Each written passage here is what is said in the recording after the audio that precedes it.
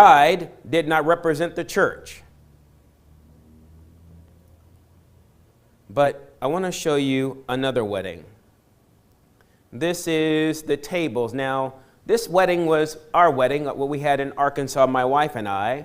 And what's very interesting about this is you see these placemats, these table settings right here? All of these things, you know who they were made by? They were made by my mom. And what's interesting about this is that God gave me a prophecy regarding my mom and my wedding. In the year 2010, was it 2010, I believe, I got a call from the best man who I'm going to show you here on this picture. I got a call from him saying we were going to do an evangelistic series in the city of Stockton, California. But the Lord changed it and switched and said, I want you to go to Brunswick, Arkansas. Georgia. It's Brunswick, Georgia. Thank you so much. Brunswick, Georgia. Thank you, honey. And so the man of God called me and said, hey, we're not doing Stockton, but we're going to Georgia. Are you going? I said, hold on, let me pray. And I hung up the phone. I was at my mother's house. I didn't have a place to stay. I'd been staying with my mom, kind of. And so I got on my knees in my mother's living room. And as I got down on my knees to pray, I said, Lord, what do you want me to do? My mom in 2008 was told that she had 3 months to live. And it is now 2010. You have spared her life. That's how I met my wife, because of my mother's sickness. I've told this story before. She's a photographer. I wanted somebody to take pictures. And so I said, Lord, what do you want me to do? And the Lord told me while I was on my knees, I want you to go to Georgia, and you're never going to see your mother alive again. Whoa. So I got up off my knees. I went back to my mother's room. I didn't make a big fanfare. I hugged my mother and I kissed her and I told her that I loved her. And she said, I love you too, babe. And then I left. And that was the last time I saw my mom. I ended up going to Georgia and I was gone for 2 years. Right? I was gone for 2 years, honey. Right? 2 years? Candace and I had dated before, but the Lord had told us to break up. And so we did. And why? Because, listen to me, that the bones which the Lord has broken may do what? Rejoice. Listen to me. There are some things in your life you've been praying that God would fix. He says, okay, I can fix it. But the way that I fix things is I break them first. Do you understand that? In order to fix you, God needs to break you. And if you refuse to be broken, then He then keeps bringing you to circumstances that cause you to fall, that you might fall until you are broken.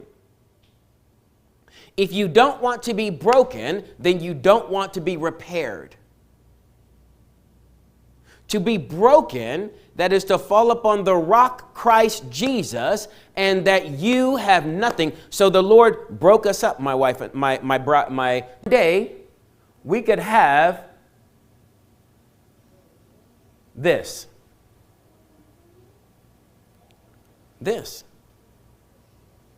Because if we were to get married before we were broken, we would go about to break one another. Do you understand? Because broken people break things. Broken people break people. Child molesters are normally people who were molested as children who grew up and they now molest others.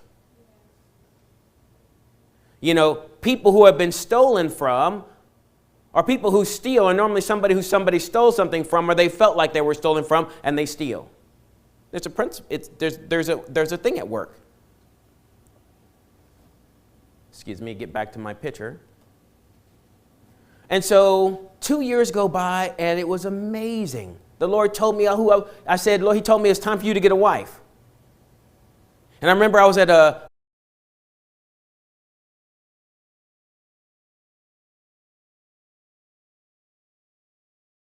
voicemail. It's just as wicked. I didn't know. I had my romance. I killed that because I'm like, oh, you know, I'm just going to be faithful to God. And faithful just means you just do the stuff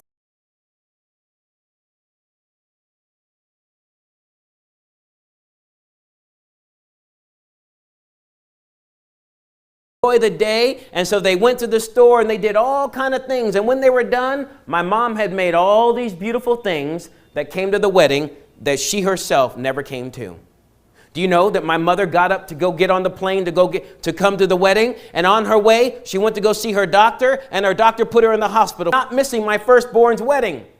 I'm going to my baby's wedding, but I hadn't told her that the Lord said I would never see her face. I told my wife said, Candace said to me, she said, what if she comes?